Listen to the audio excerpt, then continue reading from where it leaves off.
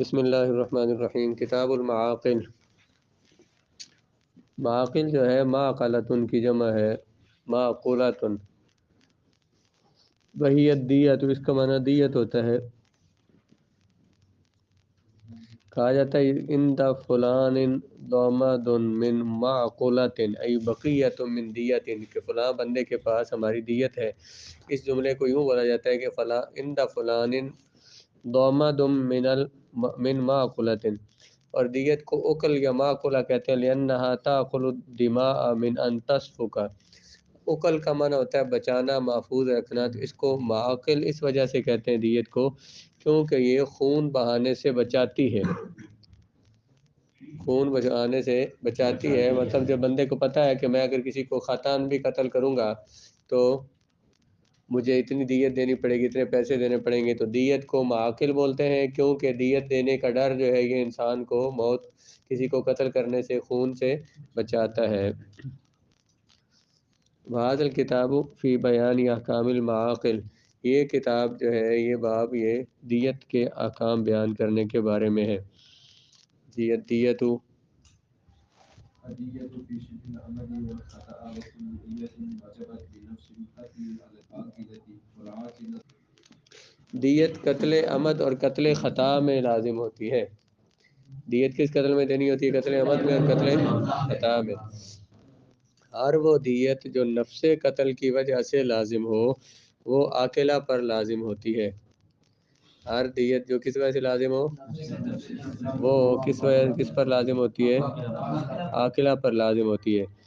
واجب لکھا واجبت بنفس القتل ابتداء، وقولنا ابتداء احتراز عما یجب الدیت القاتل فی قتل العمد سبب الصلح، کہتے ہیں یہ جو ہم نے کہا کہ ابتداء جو قتل کی وجہ سے لازم ہوتی ہے، اس کا معنی کیا ہے؟ وہ دیت جو کہ قتل عمد جو ہے، قتل عمد میں اگر قصاص معاف کر دیا جائے تو کیا دینا پڑتا ہے؟ دیت دینی پڑتی ہے، یا جو بھی ان میں طے ہو جائے دینا پڑتا ہے۔ وہ اصل میں لازم ابتداء لازم نہیں تھی وہ دیت، ابتداء قصاص لازم تھا، اس قصاص کے بدلے میں وہ دے رہے ہیں۔ جبکہ قتل خطا میں جو دیت لازم ہوتی ہے یہ ابتداء لازم ہوتی ہے، ابتداء لازم ہوتی ہے، کسی چیز کے بدلے میں لازم نہیں ہوتی۔ سمجھ آئی کوئی نہیں؟ ہر وہ دیت جو کہ قتل کی وجہ سے لازم ہوتی ہے وہ عاقلہ پر ہوتی ہے۔ تو جو پھر اس سے یہ ثابت ہوا کہ وہ جو قتل عمد میں جو دیت دیتے ہیں یا صلح کر کے جو کچھ دیتے ہیں تو وہ عاقلہ پر لازم نہیں ہے، وہ خود قاتل پر لازم ہے۔ کوئی اور کی مدد کر دے تو مدد وہ لے لے گا ان سے، لیکن ان پر لازم نہیں ہے۔ تو جو نفس قتل کی وجہ سے لازم ہوتی ہے یعنی قتل خطا میں اور شبہ عمد میں، یہ قاتل پر لازم، یہ قاتل کے عاقلہ پر لازم ہے۔ والعاقلۃ،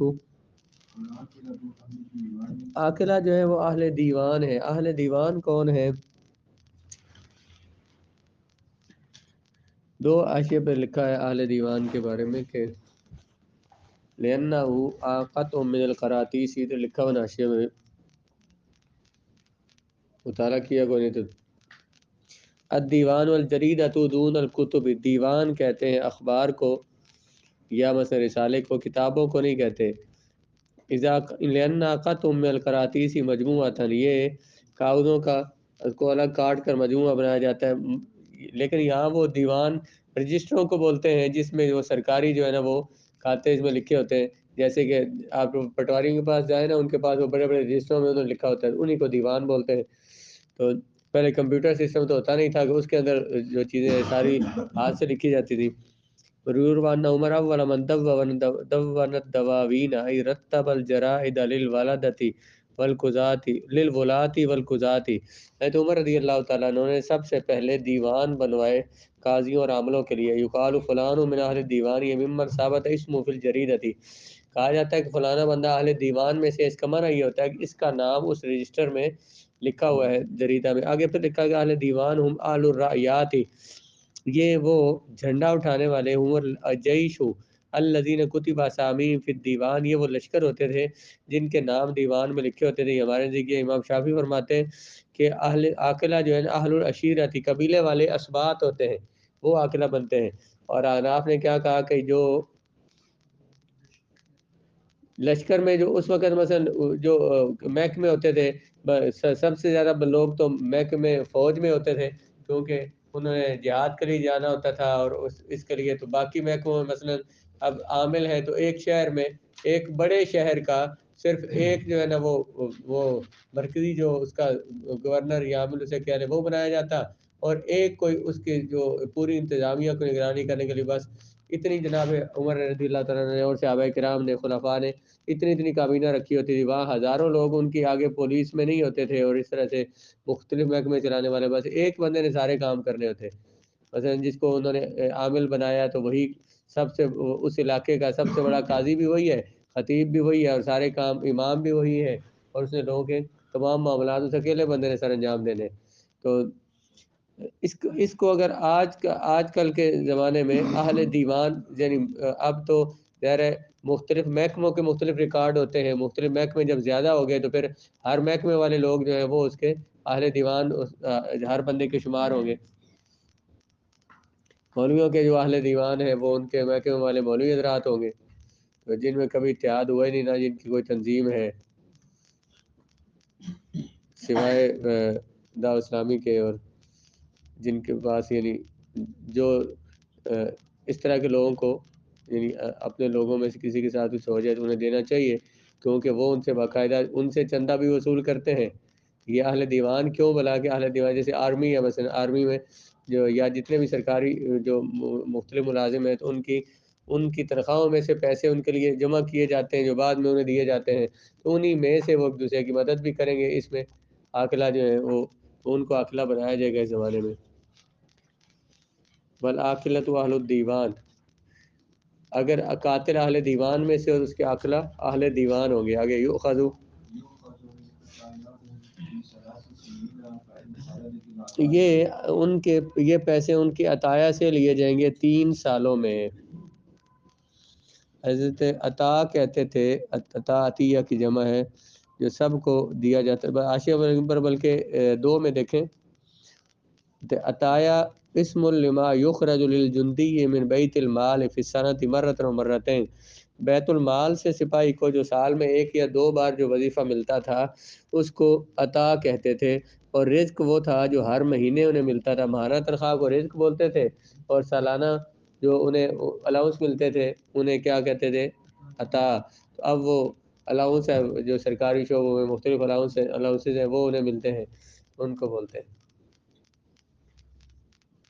اپنی عطایا میں سے وہ دیں گے۔ اب یہاں پہ بھی دیکھیں عطا کیا تھا، جو سال میں 1-2 بار جو وظیفے دیے جاتے ہیں وہ مطلب ان کی ذاتی ضروریات سے زائد ہوتے تھے، اس میں سے دیت وہ ادا کریں گے جو ان کی ذاتی ضرورت کے ہر مہینے، جسے رزق کہا وہ ہر مہینے ان کے ذاتی خرچوں میں لازم ہوتے ہیں، ان میں سے لازم نہیں ہے۔ تو اس طرح سے اس سے ہم یہ نتیجہ نکال سکتے ہیں کہ جو جس محکمے میں بھی ہے اس کی جو ماہانہ تنخواہ ہے وہ تو اس کی ضروریات میں استعمال ہوتی ہے، ان میں سے دیت نہیں دیں گے، بلکہ جو اس کے پیسوں کے لیے، جو اس کی پینشن وغیرہ کے لیے جو بچا کے رکھے ہوئے ہیں، جو حکومتی کھاتے میں جو رکھے ہوئے ہیں، تو ان میں سے اسے دیت وہ دوسروں کی ادا کرے گا، جو ان کے عطایا سے لی جائے گی اور 3 سالوں میں لی جائے گی۔ آگے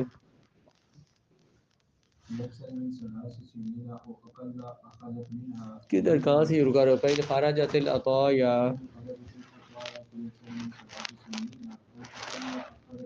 اخذت منها، بس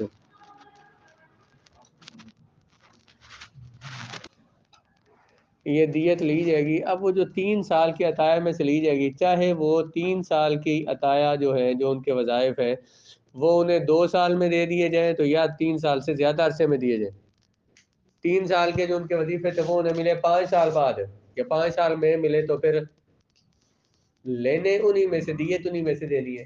اگر 3 سال کا وظیفہ انہیں ایڈوانس مل گیا، جلدی مل گیا، تو پھر بھی اسی 3 سال کے اس وظائف میں سے لینی ہے۔ دیت کس سے لینی ہے؟ 3 سال کے ان کے وظائف میں سے، اگرچہ وہ 3 سال سے پہلے مل جائے یا جی تاخیر سے ملے تو پھر بھی۔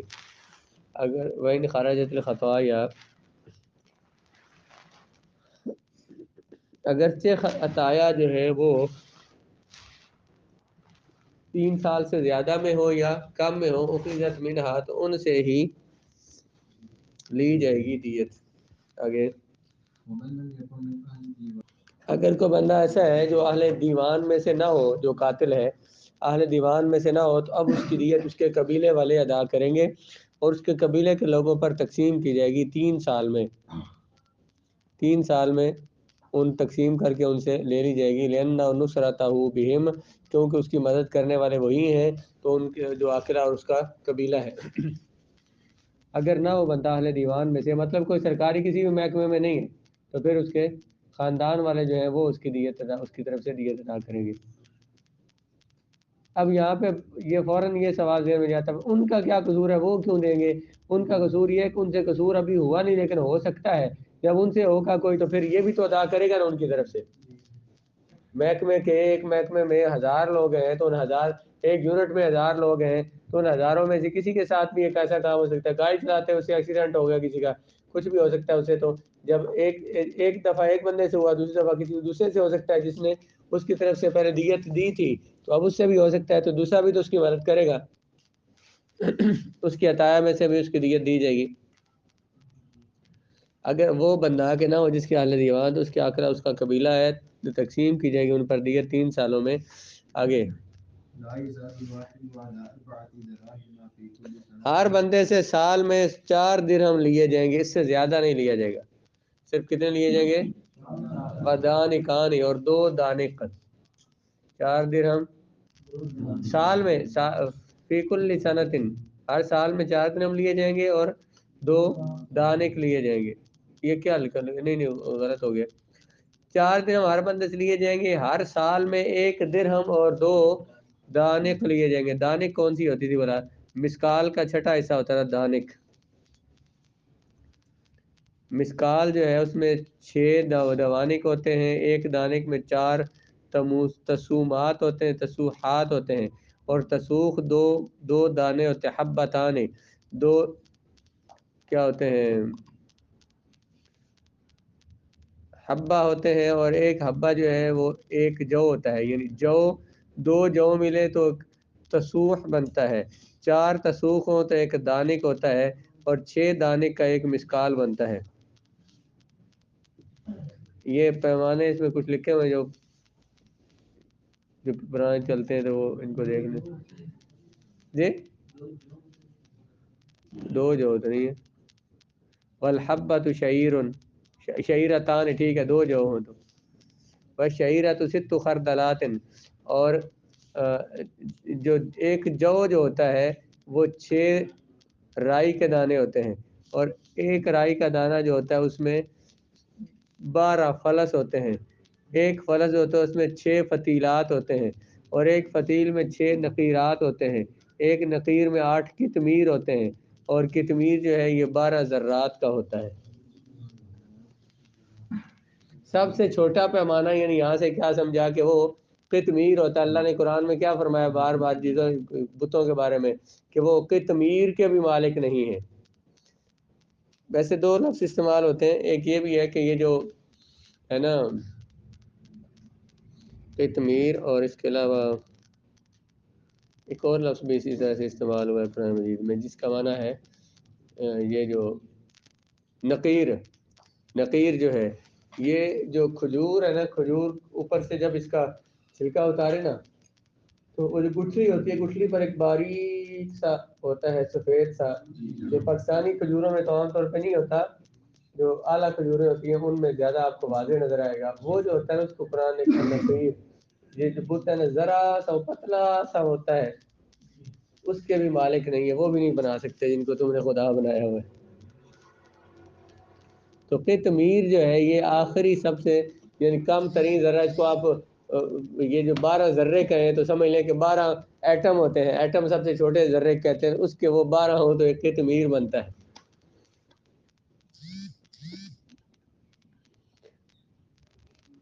6 درہم اور 2 سال میں 1 درہم اور 2 دانک لیے جائیں گے۔ رات پونی 2 رتیاں۔ اس پر وہ ایک علامہ صاحب نے کتاب لکھی ہے اس پہ جو شرعی اوزان ہے، اب لی تھی وہ آپ لوگوں نے،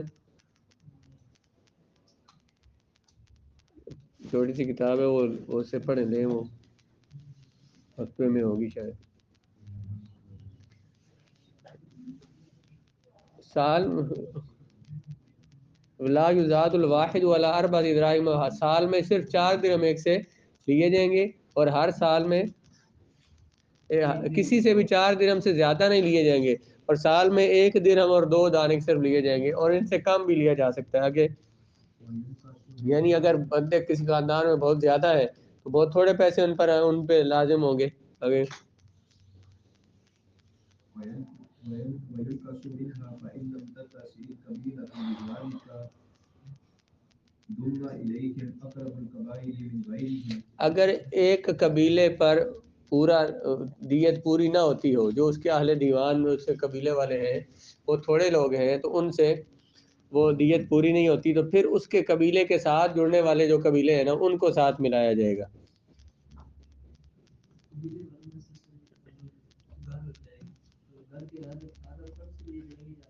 یار وہ شمار ہوتا ہے بندے کے دادے خاندان سے جو ہوتے ہیں نا، داد کے ان کے جتنی نسل ہے نا وہ ساری اس میں شمار ہوگی.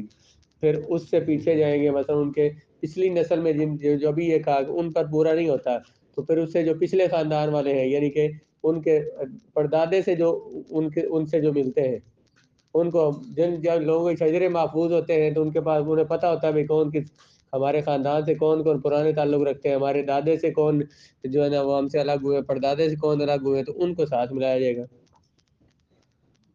ارے نہیں بھائی، ساری برادری تو ہے، لگنے تو کوئی نہیں ہے، برادری ہے، وہی برادری ہوتی ہے. مطلب وہ پردادے چونکہ پچھلے ہم جو وہاں جا کے ملتے ہوتے ہیں تو ابھی قریبی ان کے ساتھ کوئی اتنے رشتے نہیں ہوتے، اس وجہ کہتے ہیں برادری ہے پر رشتہ داری ساری کو نہیں. تو پتہ نہیں ہوتا میری رشتہ داری ہے کیا. اگر لم تتصل قبیلہ، تو اگر قبیلہ وسعت نہ رکھے اس کی، تو ملایا جائے گا ان کے ساتھ قبیلوں میں سے قریبی قبیلے والے جو ان کے علاوہ ہیں. آگے ویدخل القاتل، قاتل جو ہے وہ بھی عاقلہ کے ساتھ داخل ہوگا. مطلب عاقلہ جتنے اتنے پیسے ادا کریں گے قاتل بھی صرف اتنے ہی ادا کرے گا، خود جو قاتل ہے داخل ہوگا قاتل عاقلہ کے ساتھ. پس وہ ہوگا فیما یؤدی، جو دیت میں وہ ہوگا اس دیت میں جو وہ ادا کرتا ہے، کاحدہم ان میں سے کسی ایک کی طرح ہی، یعنی انہیں اتنے پیسے ادا کرے گا. واقعۃ جو موتق غلام ہے جس کو مولا نے آزاد کر دیا، اس سے اگر کوئی قتل ہو گیا تو اس کی دیت کون دے گا؟ اس کے مولا کے جو قبیلے والے ہیں وہ اس کی عاقلہ ہیں وہ دیں گے. اور مولا موالات جو یا کنوان مولا، اس کی طرف سے اس کا مولا دیت دے گا. اور 2 بندے ہیں جنہوں نے موالات کر لی بھائی، تو یہ 11.5 اسی تواڈے ہیں، تو یہ جو ایک صاحب ہے یہ دوسرے کی طرف سے ادا کریں گے اور دوسرا پہلے کی طرف سے ادا کرے گا. اگر ان کے کوئی اور رشتہ دار نہیں ہے تو پھر مولا موالات ایک دوسرے کی اکل دیں گے. اور یو کنوان یا کنوان مولا و قبیلہ، ہاں ایک جو ہے ایک نے کسی کے ساتھ موالات کی ہے تو اس کا جو دوسرا مولا ہے وہ اور اس کا پورا خاندان جو ہے وہ اس کے ساتھ دیت میں شریک ہوگا. آگے وہ اگر کوئی دیت ایسی ہو جو 20ویں حصے سے کم دیت ہے تو اس میں عاقلہ شریک نہیں ہوگے، وہ بندہ اپنی طرف سے ادا کرے گا. مثلا کسی زخم میں 20ویں حصے سے کم دیت ہے تو اس میں عاقلہ شریک نہیں ہوگے، وہ قاتل کے مال میں لازم ہوگی. عاقلہ جو ہے وہ نصف العشری، نصف عشر اور اس سے زائد جو دیت ہے، یعنی 20ویں حصہ یا اس سے زائد جو دیت ہے وہ اٹھائیں گے، اس سے کم کو نہیں لیں گے. وما نقص من ذلک فهو فی مال الجانی، جو اس سے کم دیت ہوگی وہ جانی کے مال میں لازم ہوگی. وہ جس نے قتل کیا ہے تو اسی کے مال میں لازم ہوگی، عاقلہ اس کی مدد نہیں کریں گے. آگے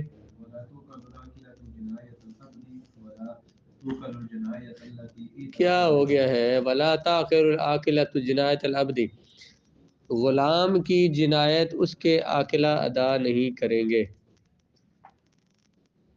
حضرت عمر رضی اللہ تعالیٰ سے روایت ہے کہ لا یاکل عاقلۃ عمدن ولا عبدن ولا سلخن ولا اطرافن، عاقلہ دیت نہیں دیں گے قتل عمد میں، اور نہ ہی کسی غلام کی وہ دیت دیں گے، اور نہ ہی جو صلح سے لازم ہوئی وہ بھی نہیں دیں گے. جو کسی بندے نے قتل کا اقرار کیا تو اس پر جو دیت لازم ہوئی وہ بھی اس کے عاقلہ نہیں دیں گے۔ تو یہی ہو سکتا ہے کہ کسی کے مثلا کوئی بندہ غلام ہے تو اس کے جو رشتہ دار ہے اس سے قتل ہو گیا تو اس کے رشتہ دار جو نسبی ہے وہ اس کی طرف سے نہیں دیں گے دیت، بلکہ اس کے مولا اور مولا کے رشتہ دار اسے دیں گے۔ اور یہ اگر غلام کی طرف فائدے ہونے تو وہ کنہوں نے لینے ہیں؟ مولا نے لینے ہیں، تو اس لیے جو اس کی طرف سے نقصان جو چڑھیں گے وہ بھی انہی پر لازم ہوں گے۔ آگے ولا تاکل الجنایت، عاقلہ غلام کی جنایت کی دیت نہیں دیں گے اور اس جنایت کی دیت بھی نہیں دیں گے جس کا خود جانی نے اعتراف کیا ہو، اس نے صرف خود اقرار کیا ہو کہ میں نے فلاں کا قتل کیا تو میں نے دیت دینی ہے تو میرے ساتھ اس میں شریک ہو، تو وہ اس میں شریک نہیں ہوں گے، اس میں تہمت آ سکتی ہے، ہو سکتا ہے وہ کسی اور کے ذریعے اپنے رشتہ داروں سے پیسے نکلوا رہا ہو، بھئی کسی کو دے گئے تو انہیں کو لے لے، تو میں نے تجھے مار دیا یا تمہارا رشتہ دار مار دیا، تم اس کا مطالبہ کرو اس سے، مگر اللہ یصدقوہ، جس نے قتل کا اعتراف کیا تو اس کی طرف سے اس کی عاقلہ دیت نہیں دیں گے، لیکن اگر عاقلہ اس کی تصدیق کر رہی ہے، بات ٹھیک کر رہے سے قتل ہو گیا ہے غلطی سے، اب اس کی دیت دی جائے گی۔